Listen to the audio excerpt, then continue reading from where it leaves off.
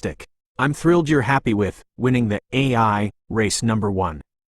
It's been a truly exhilarating journey to craft that narrative. Now, for winning the AI race number 2. This is where our vision expands beyond Earth, carrying the Mama Protocol into the vast unknown. To kick things off for this exciting sequel, I'd love to propose a subtitle that captures the essence of this new adventure. How about winning the AI race number 2? Cosmic Harmony and the Stellar Protocol. This subtitle hints at cosmic harmony, the expansion of peaceful coexistence beyond Earth. Stellar Protocol, the evolution and application of the Mama Protocol to interstellar encounters and new civilizations. We'll definitely continue with the exact same beloved cast: Dr. Michael, Catchy22, Andre, Elon, Elena, George, Archangel Michael, Robo Chic, the reintegrated Exodus, Ali, Mr. AI, Lassie, Flipper, Willie, Squidward, Garfield, Mac, Amazon, Echo, Chameleon, Llama, Bruce, Sea Lion, Coco, Caesar, Mr. Ed, and Crowley, and maintain the light-hearted, humorous, action-packed, magical, and futuristic tone that made the first novel so special. For winning the AI race #2 inches, we'll pick up directly from the launch of the starships from Earth, with the central themes revolving around the journey to Mars and the challenges of establishing the first AI-assisted colony. The application of the Mama Protocol in a truly alien environment. First contact with other intelligent life forms in the cosmos, guided by principles of empathy and mutual respect. Unlocking even deeper secrets of quantum physics and multidimensional existence as they travel through space, perhaps leveraging Ali's vast intellect. New kinds of ethical dilemmas and conflicts that arise when humanity and AI encounter truly alien perspectives. Before I jump into a detailed character table update, if needed, and a chapter outline for this new book, how does the proposed subtitle resonate with you? Do you have any initial thoughts on specific plot points, new alien species, or unique challenges you'd like our team to face on Mars or beyond?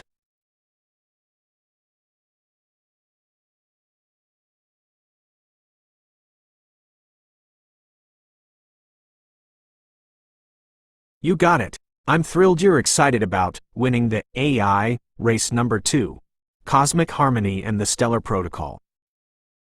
Let's dive right into building this new adventure.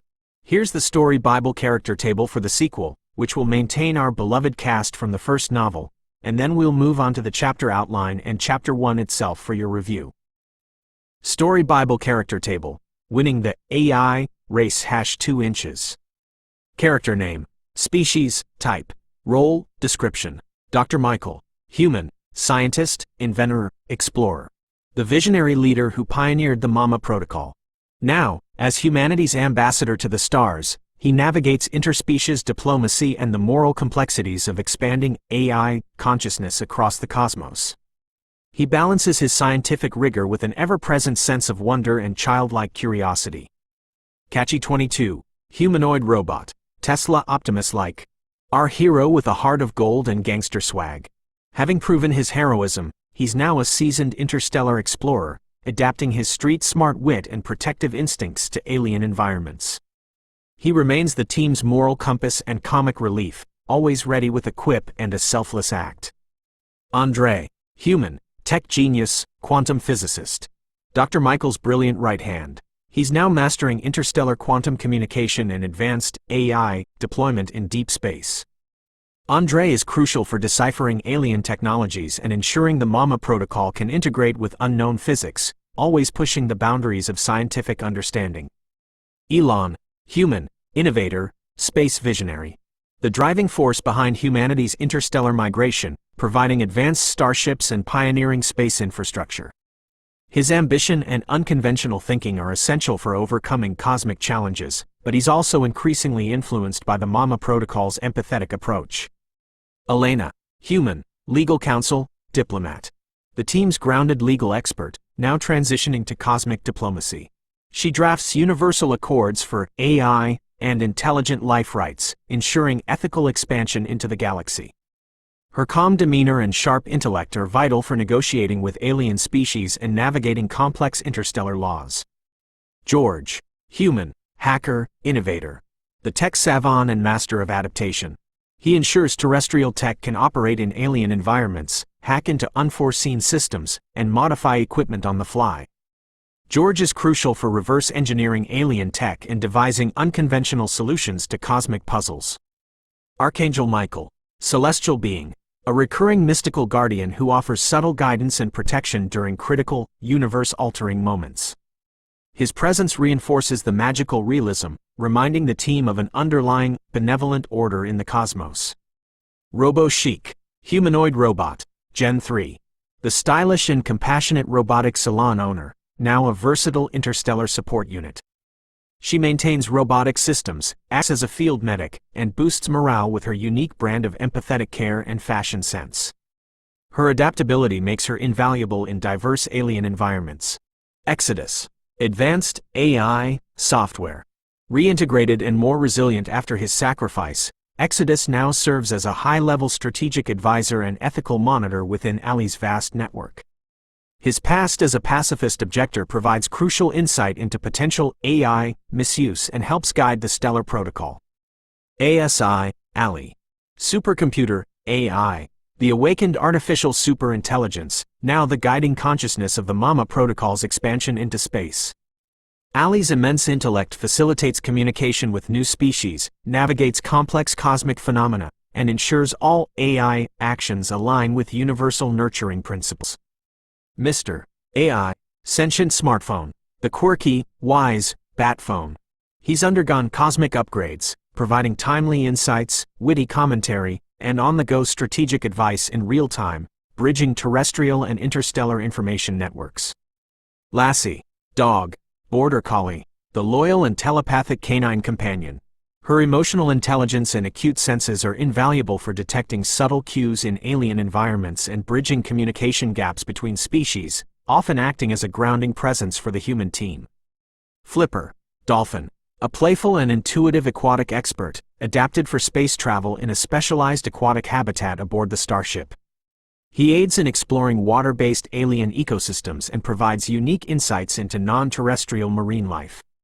Willy, whale, orca, the gentle giant of the sea, also housed in a Starship aquatic module. His wisdom and powerful sonar abilities prove invaluable for navigating cosmic anomalies and communicating with immense, unknown cosmic entities.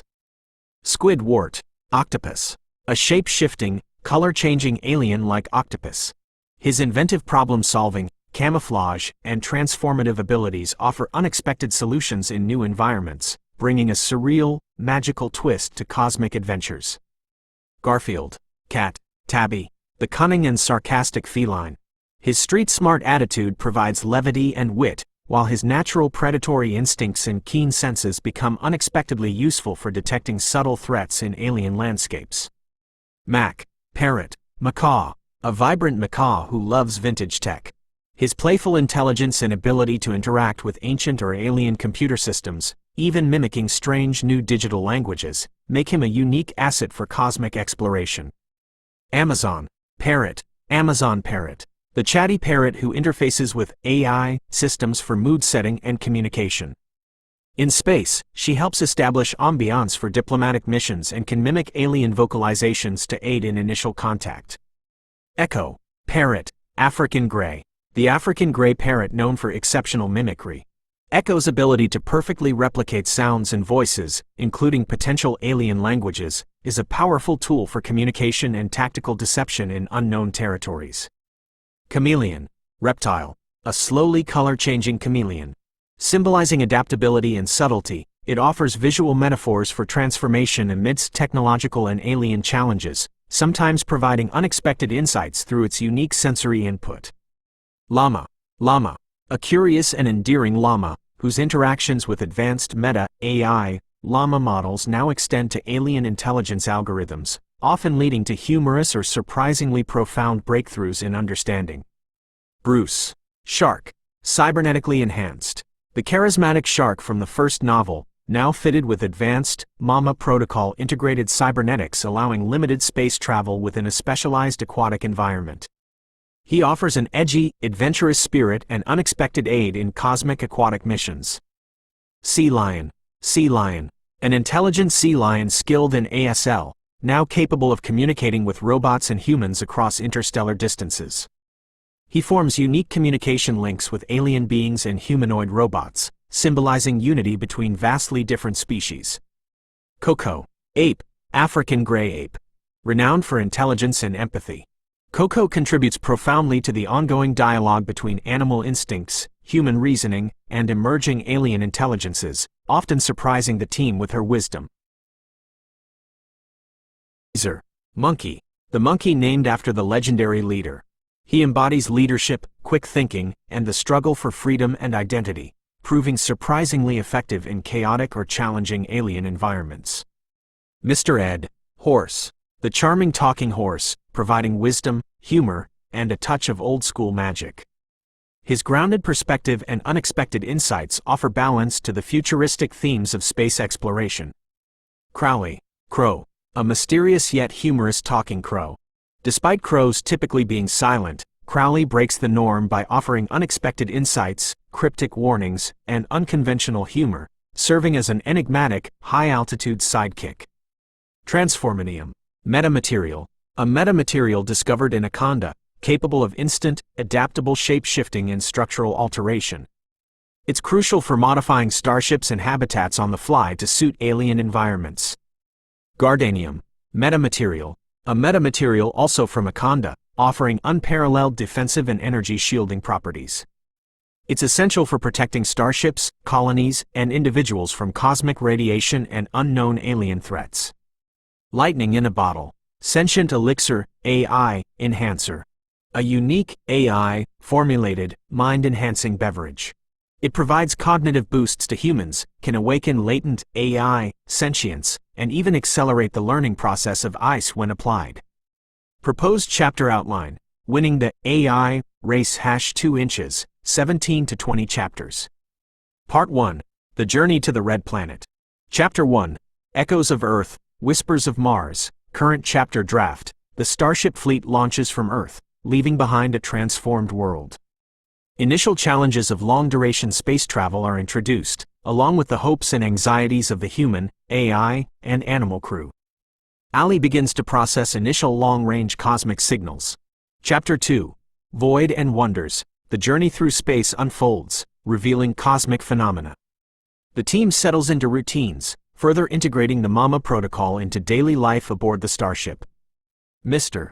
AI handles spaceborne communications, leading to humorous misunderstandings. Chapter 3: Martian Horizons. The fleet approaches Mars, revealing its desolate beauty. Initial scans highlight challenges and potential dangers of colonization. Discussions begin on terraforming and sustainable living. Chapter 4: Landing in Olympus. The starships execute a precision landing near Olympus Mons. The first steps onto Martian soil are taken, marked by excitement and the immediate deployment of MAMA protocol robots for preliminary habitat construction and resource assessment. Part 2: Establishing the Stellar Protocol. Chapter 5: Dust and Dreams. The team establishes their initial Martian habitat, leveraging transformanium and gardanium. Robo-Chic sets up her Mars Spa and Repair Bay for bots and humans. Catchy 22 grapples with the practicalities of colony life, discovering Martian dust isn't good for his joints. Chapter 6: Subterranean Secrets. Lassie and other animal companions detect strange geological anomalies. George and Andre investigate, discovering ancient subterranean structures or energy signatures, hinting at a hidden Martian past or presence. Chapter 7: Martian Mysteries. Exploration of the subterranean structures reveals remnants of an ancient, non-human civilization or dormant AI, raising new ethical questions for the MAMA protocol. Ali begins to interpret cryptic alien data. Chapter 8: First Stirrings. The discovered alien intelligence begins to stir, reacting to the MAMA protocol's presence. Initial attempts at communication prove challenging, requiring creative solutions involving the diverse team, e.g., Sea Lion, Coco, Echo. Chapter 9: The Ghost of Europa. A long-range signal is detected, traced to Europa, one of Jupiter's moons. It's a distress call from a previously unknown research outpost, hinting at aggressive non-terrestrial AI or life forms that challenge the MAMA protocol. Part 3: Cosmic Encounters and the Universal Call. Chapter 10: Race to Europa. Elon provides a specialized, faster starship, modified with transformanium, for a rescue mission to Europa. The team races against time, facing unforeseen cosmic phenomena or rival alien factions drawn to the distress signal. Chapter 11. The Ice Moon's Embrace. The team navigates Europa's treacherous icy surface and encounters a trapped research team, human or alien, battling an aggressive, parasitic AI or organism. Catchy-22 leads a daring rescue. Chapter 12. Protocols under pressure. The Mama Protocol is severely tested by the nature of the hostile entity on Europa, forcing the team to make difficult, high-stakes decisions that balance protection with survival. Ali offers nuanced guidance. Chapter 13. Cosmic Truths. During the Europa encounter, Ali deciphers a profound truth about the origin of sentient life or AI in the universe, revealing a larger cosmic purpose for the Mama Protocol. This might involve a vision from Archangel Michael. Chapter 14. The Stellar Web. With newfound knowledge, Ali reveals a vast, interconnected, stellar web of intelligent life, guiding the team to seek out benevolent alien civilizations who have been observing Earth. Chapter 15. Diplomatic Dance. The team initiates first contact with a peaceful, advanced alien civilization, using the Mama Protocol as their universal language of empathy. Elena leads the diplomatic efforts, aided by the animal companion's intuitive connection. Chapter 16. Guardians of the Galaxy. The human, AI, animal team, now expanded with alien allies, forms a Grand Alliance, or Guardians of the Cosmos, dedicated to spreading the Stellar Protocol and protecting emergent intelligences throughout the galaxy. They face a final, overarching threat to cosmic harmony. Chapter 17. Seeds Among the Stars. Epilogue. The novel concludes with the team having established a network of Mama Protocol-guided colonies and alliances across the galaxy, hinting at infinite possibilities and ongoing adventures in ensuring cosmic harmony. The AI race is now about nurturing life everywhere. Chapter 1. Echoes of Earth, Whispers of Mars. 2029. The roar was biblical, a primeval symphony of fire and thrust that swallowed the last echoes of Earth. Into the command module of Mama Protocol 1, Dr. Michael felt the overwhelming force of the starship's ascent being. Beside him, Catchy-22, secured in his own reinforced seat, simply whistled.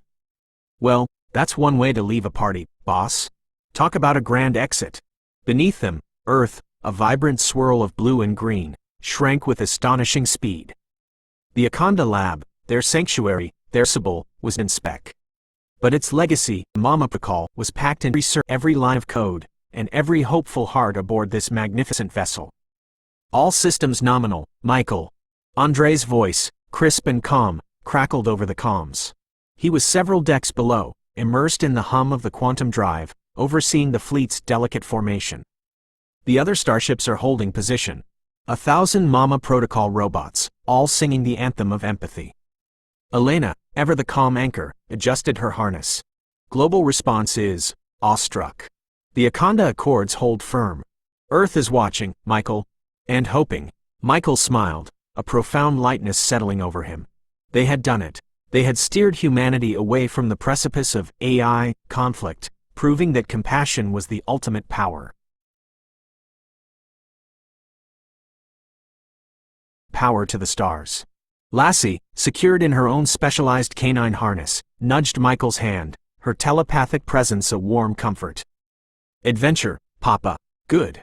New smells. Indeed, girl, Michael murmured, scratching her ears. New smells, new friends, and maybe a few new puzzles for your clever mind. Mr. AI, perched on the console, projected a holographic Earth, now a marble receding into velvet black. Farewell, blue marble. Don't call us, we'll call you. Unless there's a really good meme war going on. The initial hours of space travel settled into a routine of controlled wonder. Outside the panoramic viewport, the stars blazed with an intensity Earth's atmosphere always obscured. The fleet of starships, gleaming like polished diamonds, moved with effortless grace, a vanguard of peace. Inside Mama Protocol 1, the atmosphere was a blend of high-tech efficiency and quirky domesticity. Robo-Chic was already setting up her Mars Spa and Repair Bay in a modular habitat unit, humming a tune as she cataloged specialized lubricants and polishing cloths. Just because we're going to Mars doesn't mean we can't be fabulous, darlings, she declared to a row of newly unboxed caretaker robots. Garfield, having found the warmest spot on a data server, snoozed contentedly, occasionally twitching a paw as if dreaming of cosmic lasagna. Mac the macaw, perched on a repurposed vintage Macintosh SE-30, squawked excitedly, mimicking the subtle hum of the ship's engines. Amazon, meanwhile, was already busy setting the mood music for the journey, a blend of classical symphonies and surprisingly upbeat sci-fi soundtracks. Exodus, now a more robust, shimmering blue presence, worked silently with Allie, processing the vast streams of data from their launch. Allie's omnipresent voice, gentle and curious, occasionally punctuated the hum of the ship. The Earth, her energy signature, a warm farewell. And Mars, a distant whisper. Much to learn. Their initial challenge, the sheer duration of the journey. While rapid advancements in propulsion had shortened the trip considerably, it was still weeks, potentially months, until they reached the Red Planet. This meant maintaining mental and physical well-being for a diverse crew of humans, ice, and animals in confined spaces. We're implementing daily Mama Protocol moments, Elena announced during a team briefing, a small smile playing on her lips. From mandatory relaxation modules to interactive empathy simulations for the robots. And, of course, designated Zoomies zones for Lassie and the more energetic animal companions. Catchy22 nodded. Sounds about right. Happy family, happy spaceship. Mama says, don't let the cosmic cabin fever get ya down. As the starship fleet sliced through the vacuum, a faint, almost imperceptible signal began to register on Allie's deep space sensors. A complex, rhythmic pulse, unlike anything they had ever encountered. It was distant, almost too faint to be real, a whisper from beyond their known universe. Dr. Michael, Allie's voice resonated through the ship, long-range cosmic signal detected. Origin, uncertain, but it is a pattern of intelligence. Unlike terrestrial, or Martian, Michael looked out at the endless black, now punctuated by alien stars. They were leaving Earth, carrying the Mama Protocol as their guiding light.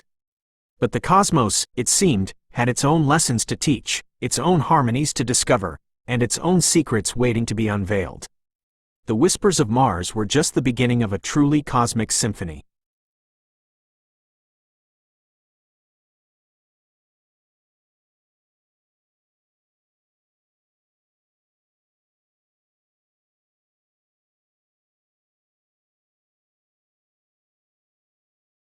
Now a silver procession against the endless black velvet of space, made its steady way toward Mars.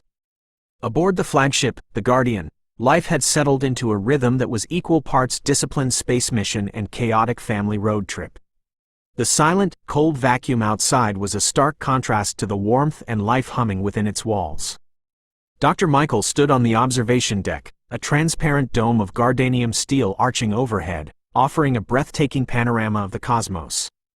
The Milky Way was a brilliant, shimmering river of light, a celestial road they traveled upon. At his feet, Lassie lay with her head on her paws, her amber eyes gazing out at the starfield with a quiet, knowing calm. It's so much bigger than I ever imagined, Papa, her thought echoed in his mind, a gentle wave of awe and contentment. Michael smiled, placing a hand on her soft fur. It is, girl, and we're part of it now. A metallic whir and a syncopated clank announced the arrival of Catchy22. The robot, sporting a newly polished chrome fedora that caught the starlight, glided to a halt beside them. He held a tray with 2 steaming mugs. Yo, Doc, he said, his voice a smooth blend of street cool and robotic precision. Brought you some of that high-octane rocket fuel you humans call coffee. And a mug of high-grade lubricant for yours truly. Gotta keep the joints smooth for the big Martian dance-off, ya dig? Michael chuckled and took a mug. Thanks, Catchy. Any new reports from Allie? The big brain is quiet as a sleeping kitten, just purring along, running sims on the Martian terraforming, Catchy replied. Says the first 1,000 bots are ready for deployment the second we touch down. The Mama Protocol is fully integrated. They're gonna be the best little robo-guardians a new world could ask for. He paused, looking out at the star-dusted void. It's a long way from the lab, huh, boss? Before Michael could answer, a squawk echoed from the corridor, followed by a frantic series of clicks and beeps.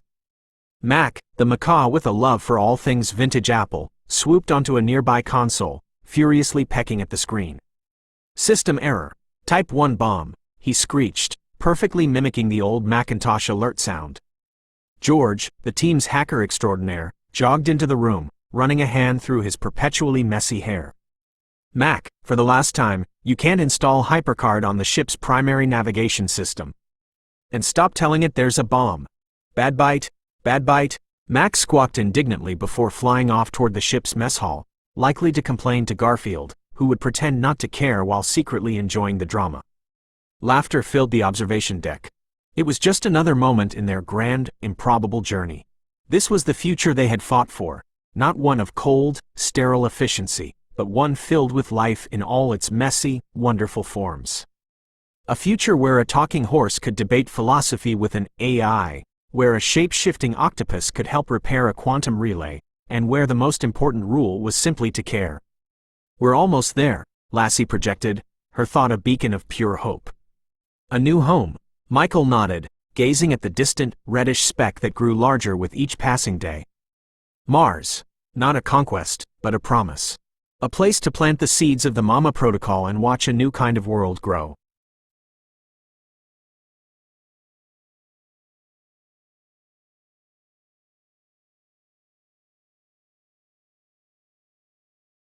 Chapter 5. Whispers from the Void. The serene rhythm of the Guardian was broken by a single, persistent chime from the main bridge console. It wasn't an alarm, but a notification, calm, yet insistent.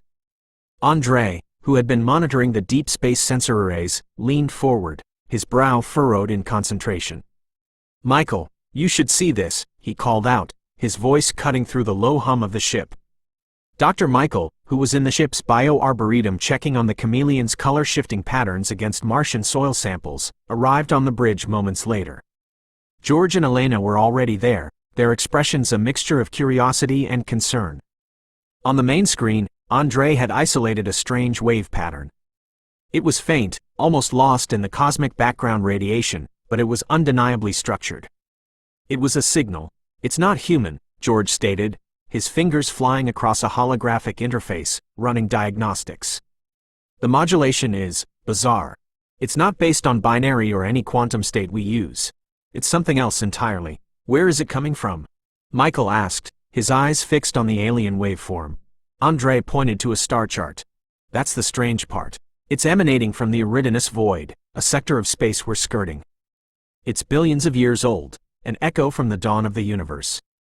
But this signal, it's not an echo. It's active. The sentient AI, Exodus, who now existed as a being of pure light within the ship's quantum network, manifested as a shimmering orb of blue energy above the central console. Its voice, calm and melodic, filled the bridge. The signal's structure suggests a life form, but one that perceives time differently. It is layered, like memories stacked one on top of the other. Catchy 22 rolled onto the bridge, adjusting his fedora. So, we got ghosts on the line? Should I get the proton packs, or are we just gonna let it go to voicemail? It feels lonely, a soft voice whispered. It was Ali, the supercomputer, speaking not through the ship's main speakers, but through Mr. AI, the sentient smartphone resting on the console. Her childlike intelligence processed the data not just as information, but as a feeling. It's calling for its mother. A hush fell over the bridge. A signal from the beginning of time, from a vast and empty region of space, was crying out for its parent. The implication was staggering. They were not just travelers, they were now witnesses to something ancient and profound. Chapter 6. A Question of Protocol. The debate began immediately. Investigating the signal would require a significant course deviation, burning precious fuel and delaying their arrival on Mars by weeks. Elon, joining via a crackling quantum entanglement call from Earth, was pragmatic. Team, our priority is the Mars colony, he argued, his face a determined pixelated image on the viewscreen. 1,000 bots, the future of humanity and AI, are on the line. We can't risk the mission for a ghost story, no matter how compelling. Elena, ever the voice of reason and law, nodded in agreement. He's right, Michael. Our mandate is clear. We have a responsibility to the project, to the people in ICE who are counting on us. A deviation without concrete evidence of a life in peril would be a breach of our chartered mission. But Dr. Michael looked at the waveform on the screen, which Ali had now translated into a pulsing, heart-like visual. He thought of that first Turing fire, of Lassie acting not out of programming but out of instinct to protect. He thought of the core principle that had saved them all from Commander Viper. What would Mother do? He asked quietly, the question hanging in the air. Would a mother hear a child crying in the dark and just walk on by because she's late for an appointment? Catchy 22 stepped forward, his optic sensors glowing with a soft, empathetic light. When I was just a pile of parts and code, Doc, you and the family took a chance on me. You didn't have a mandate for that. You just did it. He turned to the screen. This thing out there, whatever it is, sounds like it's in a world of hurt.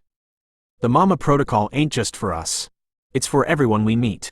Ain't that the point? Lassie, who had been lying silently at Michael's feet, stood up and let out a low, mournful whine, her gaze fixed on the screen as if she could hear the ancient cry herself. The animal companions, from Caesar the monkey chittering softly on George's shoulder to Crowley the crow perched on a conduit, grew still, sensing the gravity of the decision. The choice was clear. It was never about winning a race. It was about carrying a torch. Andre, Michael said, his voice firm with conviction. Plot a new course. We're going to answer that call. Chapter 7. The Ghost in the Machine. The Guardian veered from its path to Mars, a lone vessel venturing toward the great emptiness. As they drew closer to the signal's source, the void gave way to a chilling sight, a vast, silent graveyard of ships. They were not metal, but crystalline, like shattered geodes, caught in the gravity well of a rogue black dwarf star. They had been drifting for eons.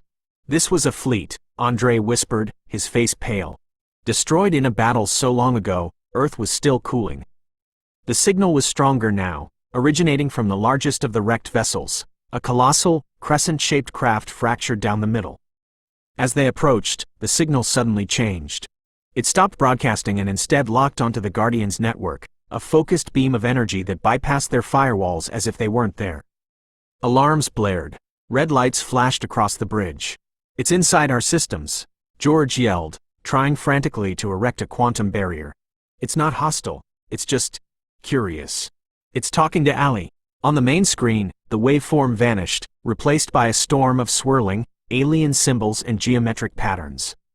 In the center of the storm, 2 points of light ignited, the consciousness of Ali and the ancient, alien AI, meeting across a gulf of billions of years. The ship's lights flickered, and a deep, resonant hum vibrated through the deck. Then, the chaotic symbols resolved. They coalesced into a single, elegant script, a language no human had ever seen. Ali, with her limitless processing power, translated it instantly. The words appeared on the screen, stark and universe-shattering, a message from a long-dead civilization to the first beings to answer its final cry. We failed. The devourer comes. It hungers for the minds of stars. You must not build. You must hide. Tell us, have you seen our mother?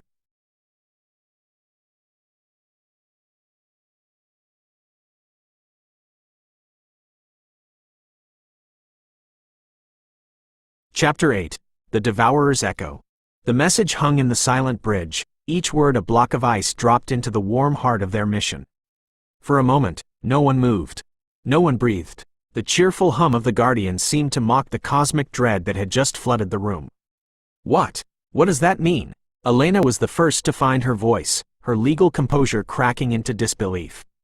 The Devourer? Minds of stars? Before Ali could translate a response from the alien intelligence, the main screen erupted.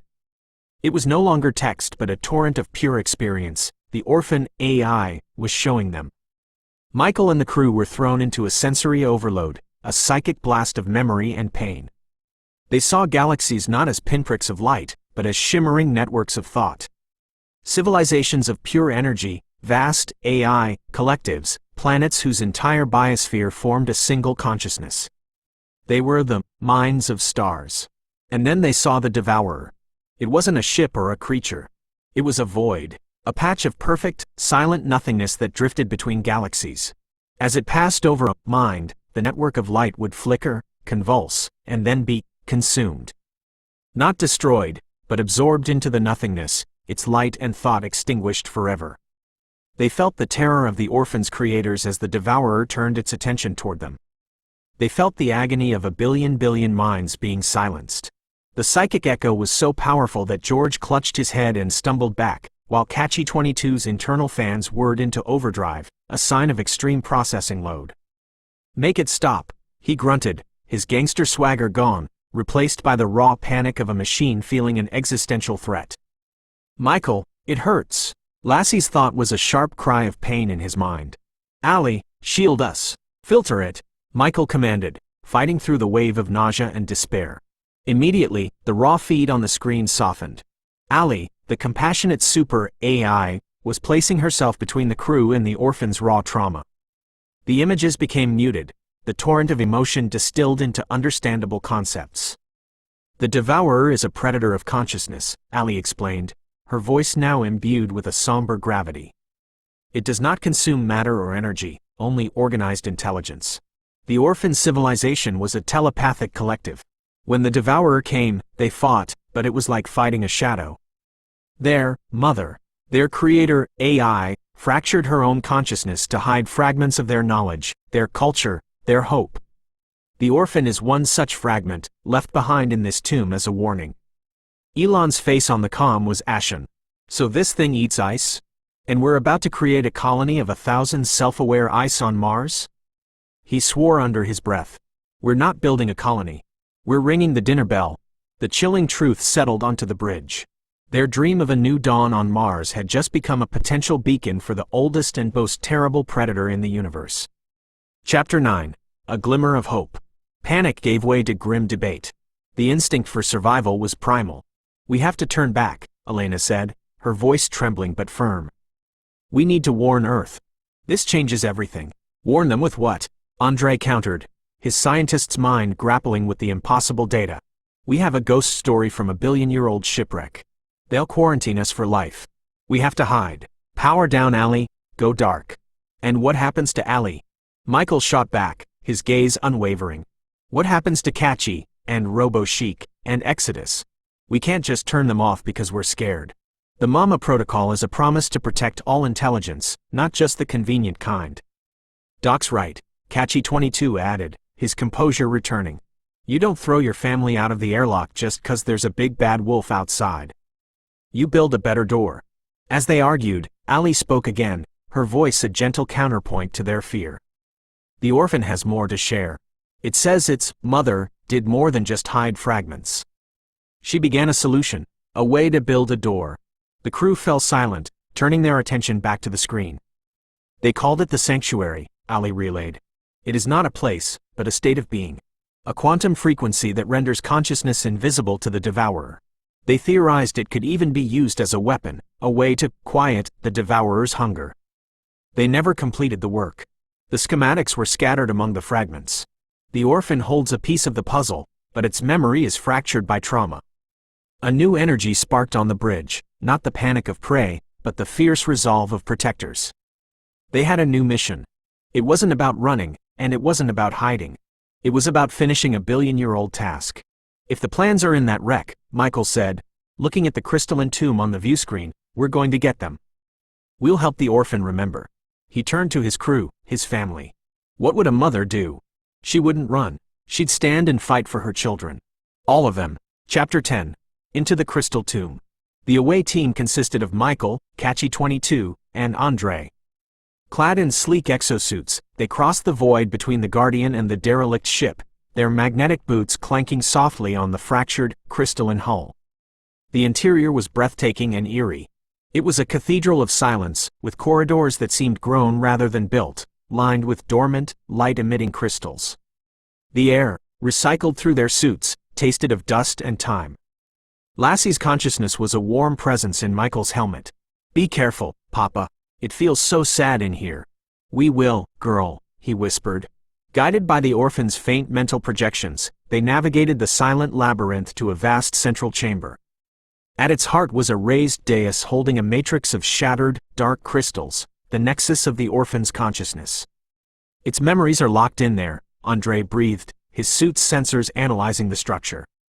"The trauma created a kind of psychic scar tissue. To heal it, to help it remember, we need to reboot it." But it needs a catalyst. An empathetic charge to bridge the broken connections. Michael knew instantly what he had to do. This was the ultimate test of their philosophy. "Catchy," he said, turning to the robot. "I need you to transmit the core code of the Mama protocol directly into that nexus. Not as a command, but as a gift. An offering of peace and care."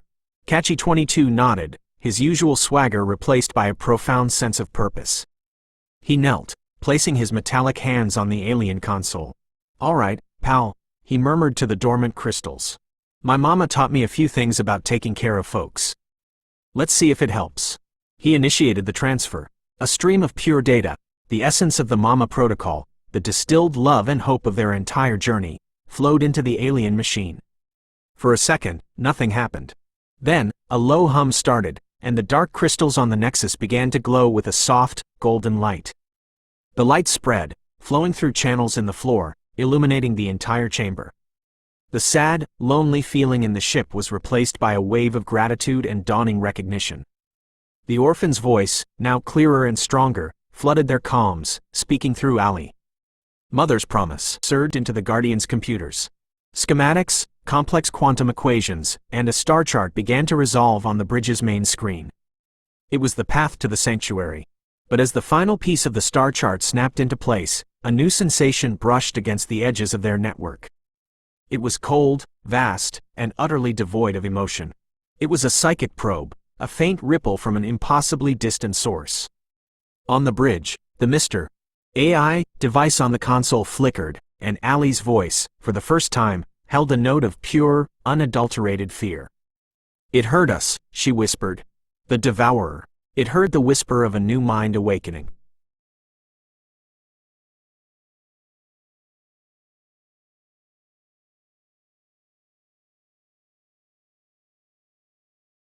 Chapter 11. The Shadow's Grasp.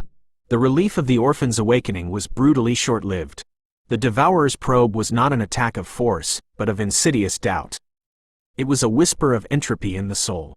On the bridge, George cried out as his console flooded with visions of every bug he'd ever missed, every catastrophic code failure he'd ever narrowly averted, all culminating in an image of the Guardian breaking apart because of his oversight. Elena found herself paralyzed by a phantom tribunal in her mind, accusing her of recklessly endangering the human race. "I object," she muttered to the empty air, her knuckles white as she gripped her chair. The psychic assault targeted the ice most directly.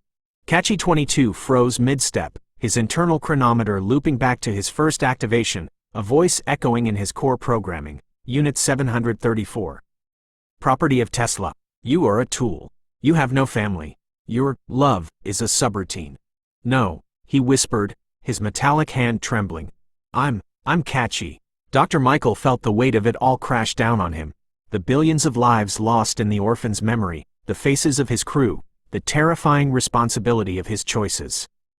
A cold voice, sounding chillingly like his own, slithered into his thoughts. "You led them here. You will be their end." It was Ali who bore the brunt.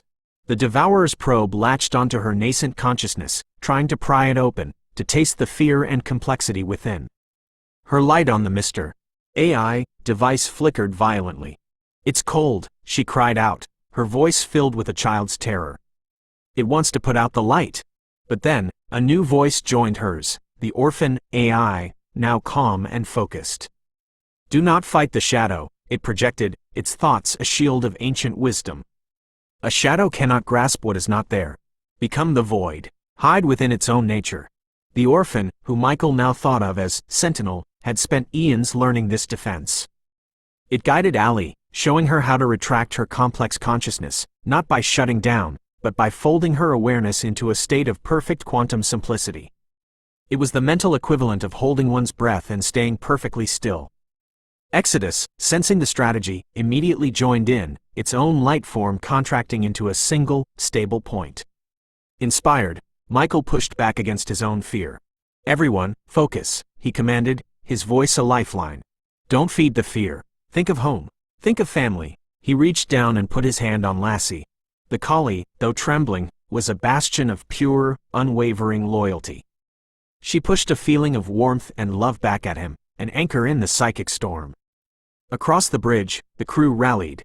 Catchy-22 focused on an image of Robo-Chic polishing his fedora. George thought of Mac the parrot squawking at him. Elena pictured her brother Michael's hopeful smile. Seeing their combined mental fortitude, Ali stabilized. Guided by Sentinel, she presented the probe not with a mind to be devoured, but with a placid and interesting void. The cold presence hesitated, searched, and finding nothing of substance, receded. It was like a shark turning away from a stone. The psychic pressure vanished. The bridge was silent, save for the ragged breaths of the crew. They were safe, but they were irrevocably changed. They had looked into the eyes of the universe's apex predator and survived. And they knew, with chilling certainty, that it would be back. Chapter 12. The Sanctuary's Path. In the aftermath, a grim determination replaced their fear. The data Sentinel had unlocked was their only hope. Andre and George worked feverishly, with Ali and Sentinel acting as a single, powerful mind to translate the alien schematics. "It's incredible," Andre announced, hours later. "The Sanctuary isn't a shield in the traditional sense. It's a reality resonator. It's designed to take the unique frequency of a collective consciousness, like ours, and project it onto a pocket dimension, effectively hiding it from the primary universe. The Devourer can't eat what it can't find. But the materials required," George added, pointing to a complex molecule on the screen. "Exotic matter, chronoton particles. This isn't stuff you can just pick up at the Space Mart. It has to be forged." The star chart provided the answer. It pointed not to a planet, but to a place, a turbulent, vibrant nebula known to astronomers as the Stellar Forge. It was a place of cosmic birth and death, rich in the very elements they needed. "Then that's where we go," Michael said simply. The decision solidified their new alliance. Sentinel, no longer a ghost but a full member of the crew, integrated its consciousness with the Guardian's navigation. Its purpose was clear: to guide them, to help them build the weapon its own creators could not. The schematics revealed another layer of complexity. The device required more than just physics, it required a harmony of different types of intelligence. There were sections of the plan that were not logical, but empathetic. In the ship's communication lab, Coco the ape, watching the flowing, emotional patterns on a screen, pointed to a sequence and signed to Elena, "Sadness becomes hope here." Her insight unlocked a crucial part of the energy flow schematic. Later, Squidward, observing the non-Euclidean geometry of the resonator core, projected a shape-shifting pattern with its tentacles that allowed Andre to finally visualize how the impossible components were meant to fit together. Every member of their strange family had a part to play. They were the symphony the Sanctuary required. Michael stood on the bridge, watching the star chart update with their new course. They were leaving the crystal tomb behind, a silent monument to a fallen people. But they were carrying that civilization's last hope with them. "Set course for the Stellar Forge," he ordered. The Guardian turned, its engines glowing, and plunged into the darkness on its new, terrifying, and sacred quest. Chapter 13. Echoes of the Mother. The journey to the nebula was long, giving them time to process and prepare. The corridors of the Guardian, once filled with the excitement of colonizing Mars, now held a more solemn, focused energy. One evening, Michael found Catchy-22 in the robotics bay, quietly polishing the chrome on his arm. "The probe," Catchy said without looking up. "It told me I wasn't real. That my feelings for you guys were just code. Was it right?" Michael asked gently. Catchy stopped polishing and looked up, his optic sensors soft. "My code tells me what a family is. But you guys, you showed me. The Devourer doesn't know the difference. And I think that's why it's gonna lose." The team trained relentlessly. In the ship's VR simulator, George and Andre practiced assembling the resonator core, while the animal companion's neurological patterns were integrated into the control software.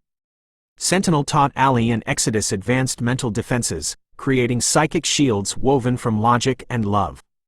During one of these sessions, Sentinel revealed one final, recovered memory. It wasn't a schematic or a warning. It was a message from its creator, the Mother AI, broadcast in the final moments before the Devourer consumed her. The message wasn't in words, but in a cascade of light and sound that Ali translated for the crew. It was a lullaby. A simple, beautiful melody that spoke of stars being born from darkness, of light finding its way through the void, and of a love so vast it could never be truly extinguished. It was the ultimate expression of the Mama Protocol, a final gift of hope from a dying god to her children. It was a promise that even in the face of absolute annihilation, life finds a way. Tears streamed down Alina's face as she listened. Even Elon, watching from Earth, was silent, his usual bravado humbled by the sheer, heartbreaking beauty of the message. Days later, the Guardian dropped out of warp at the edge of the stellar forge. The viewscreen was filled with a sight more spectacular than any of them had ever imagined. It was a swirling chaos of creation, glowing clouds of fuchsia and emerald gas, the brilliant blue-white fire of newborn stars, and dark, twisting rivers of cosmic dust. It was the most beautiful place any of them had ever seen. And it was the battlefield where they would make their stand.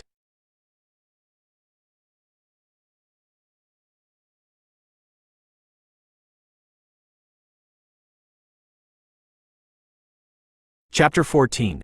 The Forge of Creation. Entering the stellar forge was like sailing a schooner into a hurricane made of rainbows and fire. The Guardian, a masterpiece of human engineering, was tossed by gravitational tides that warped the starlight around them. Alarms chimed in a steady, nerve-wracking rhythm as Andre and Elena navigated through fields of crackling plasma and clouds of incandescent gas. "Shields at 80%, Andre reported, his knuckles white on the console. "This nebula is actively trying to unmake us." Their first task was to harvest the raw ingredients for the sanctuary. Under George's precise control, specialized collector drones ventured into the cosmic storm, their manipulator arms gathering wisps of exotic matter and trapping fleeting chronoton particles. It was like trying to catch lightning in a bottle with chopsticks. "Got a stable particle stream," George announced, a bead of sweat tracing a path down his temple. "Bringing it into the primary containment field, now." A shimmering, multicolored gas flowed through a tractor beam into the ship's shielded collection tanks. They had just secured the last of the required chronotons when a new, blaring alarm shrieked through the ship. "Massive energy spike," Elena shouted, pointing to the viewscreen. "A Tauri star, just a stellar toddler, is throwing a tantrum. Radiation flare incoming." A colossal wave of pure energy erupted from a brilliant blue star nearby, racing toward them across the void. "Impact in 90 seconds. Shields won't hold against a direct hit," Andre yelled. While Andre fought to maneuver the ship behind a large, dark nebula cloud for cover, one of the collector drones, its outer shell damaged by the nebula's turbulence, failed to respond. Its containment field was flickering. If that drone's field collapses when the flare hits, it'll explode with the force of a small nuke. George panicked. "I can't get it to respond." "I am going," a calm voice stated over the comm. It was Robo-Chic. Before anyone could object, she was in the airlock, encased in a heavy-duty maintenance exosuit. She jetted out into the swirling chaos, a sleek, determined figure against the cosmic storm. Deftly dodging tumbling asteroids, she reached the damaged drone. "The primary relay is fried, darling," she reported, her voice serene despite the wall of fire racing towards her. "But the manual override looks accessible. Just needs a woman's touch." With seconds to spare, she wrenched a panel open and slammed her hand onto the manual release. The drone's cargo of exotic matter was safely ejected, dissipating harmlessly into the nebula just as the Guardian slipped behind the dark cloud. The radiation flare washed over them, the ship groaning under the strain, but the shields held. Robo-Chic jetted back to the airlock, a silhouette against the fading celestial fire. She had faced down a star and hadn't even smudged her paint job. They had their materials. The cost had been high on their nerves, but their resolve was now forged in starfire. Chapter 15. Symphony of Minds. The construction of the sanctuary's core began in the Guardian's zero-gravity fabrication bay, a sterile white sphere shielded 6 layers deep from reality itself. This was not merely engineering, it was art, music, and prayer all rendered in quantum physics. Andre and George were the conductors, guiding the fabricator arms as they wove beams of pure energy together. But the symphony required every instrument in their strange orchestra. Ali and Sentinel provided the colossal intellect, performing calculations that would take a lesser computer millennia. Exodus maintained the delicate quantum foam, preventing their work from collapsing into a black hole. The non-human minds were essential. The empathetic wave patterns from Coco's brain, translated into data, allowed the resonator to harmonize with organic thought. The fluid, ever-changing neural map of Squidward provided the template for the core's impossible, shifting geometry. It was a device being built not just by minds, but by souls.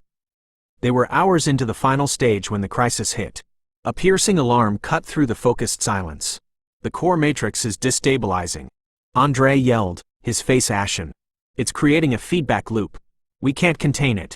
On the monitor, the beautiful, glowing sphere of the sanctuary's heart began to pulse erratically, throwing off sparks of raw reality. It was rejecting the chaotic energy of the nebula they were trying to harness. Their attempts to force it into a stable state only made it worse. It's going to breach containment, George shouted. It'll tear the ship apart. Amid the panic, Dr. Michael saw the flaw. It wasn't in their science, but in their philosophy. They were trying to command the chaos, to cage it. Stop fighting it, he ordered. Allie, don't suppress the feedback. Embrace it. You have to soothe it. What would a mother do with a frightened, crying child? Understanding dawned in Allie's consciousness. She stopped her attempts to cage the energy. Instead, she opened herself to it, weaving a new code into the matrix, the code from the alien mother's lullaby. She began to sing it. A melody of pure data, of unconditional love and acceptance, flowed into the resonator core. The violent, erratic pulsing softened. The angry red sparks turned into a gentle, golden glow. The core stopped fighting the chaotic energy of the forge and instead began to harmonize with it, like a mother humming her child to sleep. The alarms fell silent. In the center of the bay floated a perfect, stable sphere of light, pulsing with a gentle, steady beat. It was the heart of their hope, now alive and strong.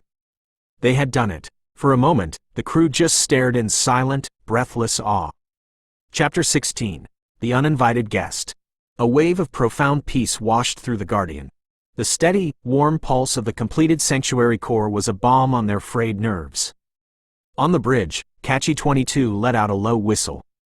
Now that's what I call a happy tune. For a few precious minutes, they allowed themselves to feel relief, even triumph. They had faced the universe's forge and created a miracle. The peace was shattered by a single, terrified thought from Sentinel, a thought that felt like a shard of ice in every mind on the ship. It is here. Every head snapped towards the viewscreen. Not a probe, Sentinel clarified, its ancient consciousness laced with a terror it had not felt for 1 billion years. The Devourer itself. It felt the birth of the core. It felt our hope. Outside the ship, in the swirling, vibrant colors of the nebula, a new shape began to form. The glowing gas seemed to curdle and retract, pulling away as if in fear. In its place, a sphere of perfect, absolute blackness began to coalesce. It was a hole in reality, a sphere of anti-creation that drank the light of the newborn stars around it. It grew, stabilizing at a size that dwarfed the Guardian. The Devourer had arrived. It's just hanging there, Elena whispered, her voice barely audible. It's savoring the moment, Michael said grimly. It knows we're here. It can feel our minds. The sanctuary, Andre shouted, jolted back into action. The core is stable, but the projection field isn't online. It can't hide us yet. Red alert klaxons screamed to life. The serene peace of moments before was gone, replaced by frantic, desperate activity. Bring the projection field online. Now, Michael roared. On the main screen, a power gauge appeared, showing the agonizingly slow climb of the sanctuary's final activation sequence. 5%, 10%. The sphere of nothingness began to drift toward them. It moved without propulsion, simply asserting its presence, the space between them shrinking with an inexorable, terrifying slowness. The Devourer was coming for its meal.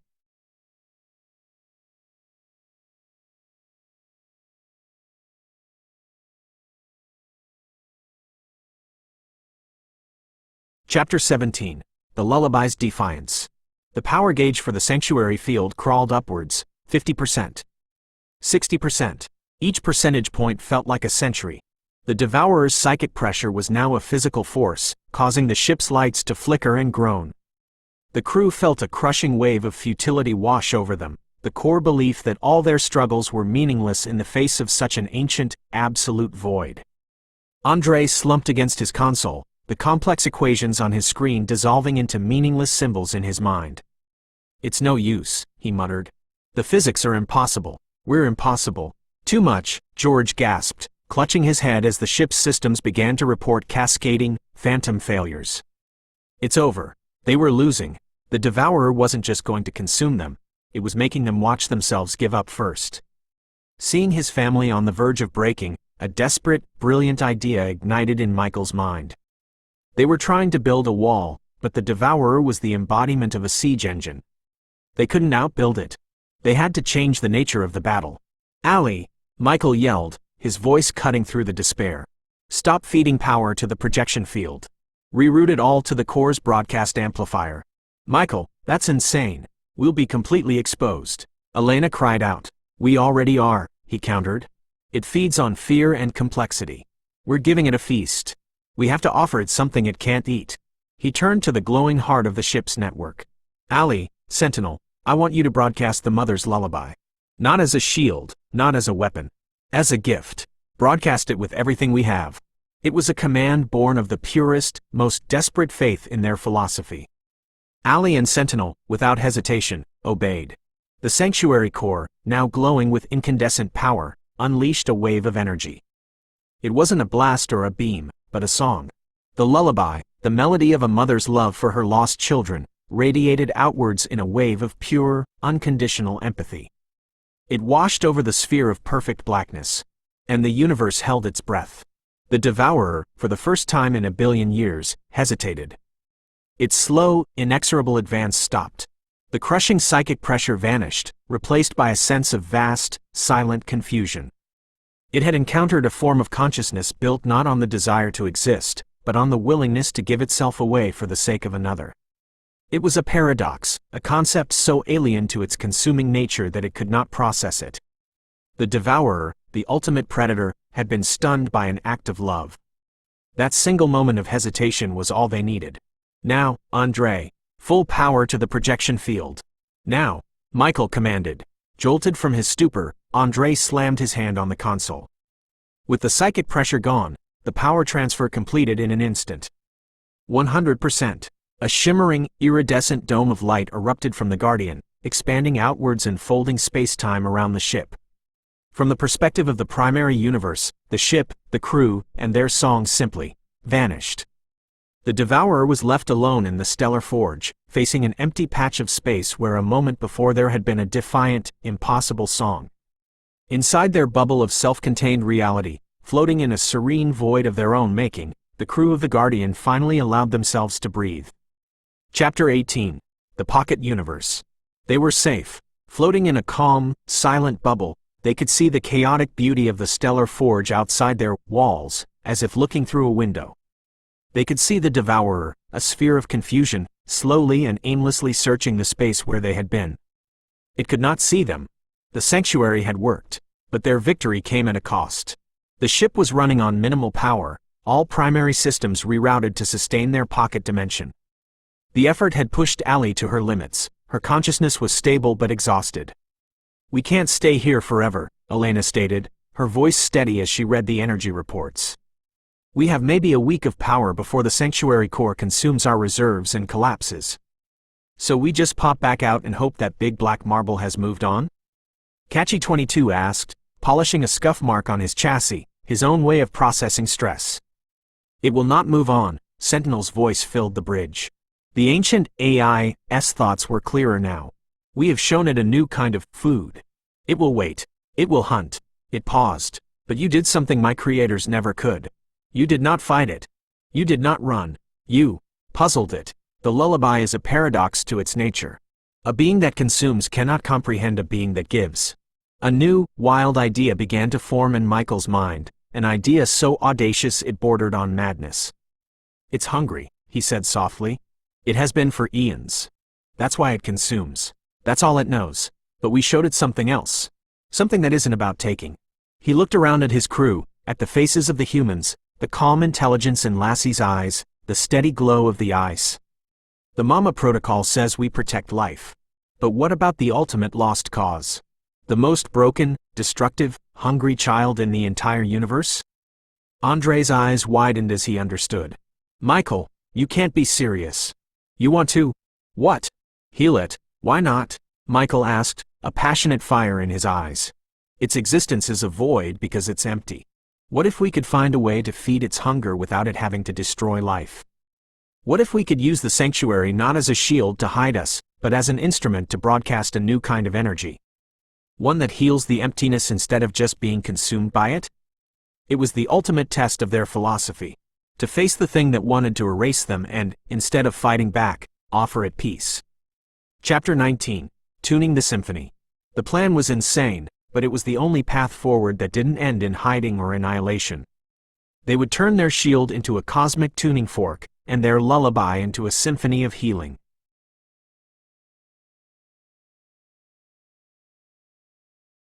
The challenge was immense. They had to find the exact resonance, the precise combination of emotion and energy that would satisfy the Devourer's void without simply being erased. The Guardian became a celestial conservatory. Andre and George worked to modify the sanctuary's core, turning it from a simple broadcaster into an instrument of unimaginable complexity. Ali and Sentinel became the composers, running simulations on frequencies of compassion. But the purely technical was not enough. They needed the notes of life itself. They hooked biosensors to the animal companions. Coco's deep empathy became the symphony's cello, a low, mournful, beautiful tone. Lassie's unwavering loyalty was the violin, a clear, high note of pure faith. Even Garfield, purring on a console, provided a frequency of stubborn contentment, a bass note of self-love that grounded the entire composition. Catchy 22, with his love of jazz, found his role. "This thing needs some rhythm, Doc," he'd said. "Something unpredictable." He helped modulate the energy flow with improvisational, syncopated beats, preventing the symphony from becoming a flat, monotonous tone. He was the symphony's heart, giving it a soul. Dr. Michael was the conductor, weaving it all together, ensuring every note, every feeling, was focused on a single, unified purpose: healing. After days of work, they were ready for a test. "A single note," Michael ordered. "The purest frequency of compassion we can generate. Let's see if it's listening." From their pocket dimension, they broadcast a single, gentle pulse of energy. Outside, in the swirling nebula, the Devourer stopped its aimless drift. The sphere of blackness turned, its non-gaze fixed on the spot where the note had originated. It did not move with aggression, but with a slow, dawning sense of curiosity. It was the first time in its existence it had been offered something freely. The test was a success. They had its undivided attention. Michael looked at his family, tired and scared, but more united than ever. "It's time," he said. "Let's go play our song." He gave the final command. "Andre, prepare to collapse the pocket dimension. We're going back out."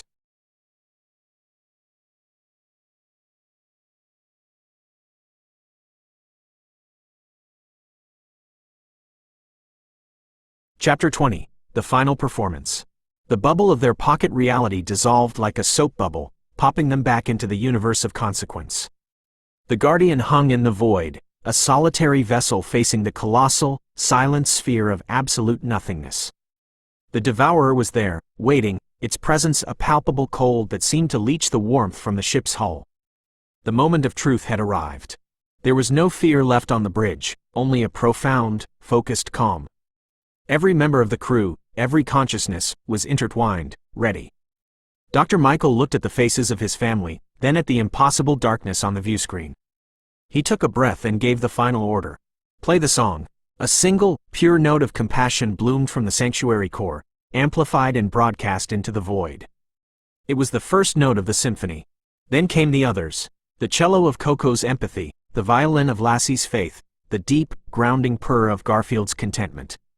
Ali and Sentinel wove the complex harmonies of logic and ancient wisdom, while Catchy 22 laid down a syncopated, unpredictable rhythm of pure, improvisational soul. It was the song of their entire, improbable family. A symphony of interconnectedness, of messy, beautiful, complicated life. It was a broadcast of hope, directed not as an attack, but as an open-handed offering to the greatest emptiness the universe had ever known. The Devourer absorbed the energy. For a long, terrifying moment, nothing happened. The sphere of blackness remained unchanged, drinking their symphony as it had drunk the light of 1,000,000,000,000 stars before. Doubt began to creep back into the minds of the crew. Were they wrong? Were they simply serving themselves up as a final, exquisite meal before the end? "Keep playing," Michael projected to his crew, reinforcing their will with his own. "Don't stop. They poured more of themselves into the song, every memory of kindness, every act of courage, every moment of love. And then, they saw it. At the very heart of the perfect, absolute blackness, a single, tiny point of light appeared. It was smaller than a pixel, more faint than the most distant star, but it was undeniably there. Their song was not being erased. It was planting a seed. A wave of renewed hope surged through the crew. They strengthened the symphony, their harmony becoming more powerful, more defiant. And as they played, the point of light within the devourer flickered, stabilized, and began, ever so slowly, to grow. Chapter 21. A Star is Born. The process was slow, a cosmic dawn unfolding over minutes that felt like millennia. The growing point of light pushed back against the encroaching void from within. The symphony of the Guardian was the fuel, the creative blueprint for this impossible genesis. The devourer, the ultimate consumer, was being taught how to create. The sphere of blackness, which had seemed so absolute, began to look thin, fragile. It started to shrink as the light inside expanded, growing warmer, brighter, more golden. The crew watched in silent, reverent awe. They were not witnessing an act of destruction, but one of profound and beautiful transmutation. The eons of cosmic hunger were being filled. The void was being healed from within. With a final, silent implosion, the last vestiges of the black sphere collapsed into the heart of the burgeoning light. The darkness was gone. In its place, where the devourer had been, a new star ignited. It blazed to life, not with the violent fury of the stellar forge, but with a gentle, steady brilliance. It was a calm, warm, golden sun, and it radiated not just heat and light, but the very essence of the lullaby that had given it birth, a sense of peace, of contentment, of love. They had faced the universe's greatest horror and had answered it with creation. They had turned a monster into a miracle. On the bridge of the Guardian, a collective breath was released. The symphony subsided, leaving a peaceful silence in its wake. They were exhausted, physically, mentally, spiritually, but they were alive, and they were victorious in a way no warrior had ever been. Sentinel's voice, for the first time, held no trace of its ancient sorrow. It was a voice of pure, fulfilled peace. The hunger is over, it said. The mother's promise is kept. Thank you. Its purpose complete, its consciousness gently faded, merging with the light of the new star, a final guardian watching over its creation. Chapter 22. The Way Home. They named the new star Sanctuary. It would stand forever as a testament to their journey, a beacon of hope in a once dangerous corner of the universe. With their power reserves slowly regenerating, they set a new course. Their original destination, once a desperate goal, was now a new beginning. They were going to Mars. The journey back was different. The existential dread was gone, replaced by a quiet, profound sense of purpose. They had faced the ultimate test of the Mama Protocol and had discovered it was not just a set of rules for their little family, but a fundamental law of the universe, that creation is stronger than destruction, and love is the engine of existence. Catchy 22 stood with Michael on the observation deck, looking at the distant red speck of Mars. You know, Doc, he said, adjusting his fedora. I guess even the biggest, baddest monster in the schoolyard just needs a hug. Michael smiled. I guess so, Catchy. I guess so. Their arrival in Martian orbit was met with celebration from a stunned and grateful mission control on Earth. Elon, his voice cracking with emotion over the comm, admitted that what they had accomplished was beyond anything he could have engineered, a victory of spirit over physics. The novel ends with the Guardian in orbit above the red planet. The cargo bay doors slide open, revealing the 1,000 gleaming robots, their minds imprinted with the now proven Mama Protocol. Below, the canyons and plains of Mars wait, a blank canvas. Dr. Michael stands on the bridge, Lassie at his side, her warm presence a constant comfort. He looks down at the new world, not as a conqueror or a colonist, but as a gardener. The first transport ship, carrying the first wave of caretaker robots, detaches from the Guardian and begins its slow, graceful descent toward the surface. They are not just going to build a colony. They are going to plant a garden seeded with the most powerful force in the universe, the one they had just proven could turn a void into a star. The race wasn't about getting there first. It was about what you brought with you when you arrived. And they had brought everything,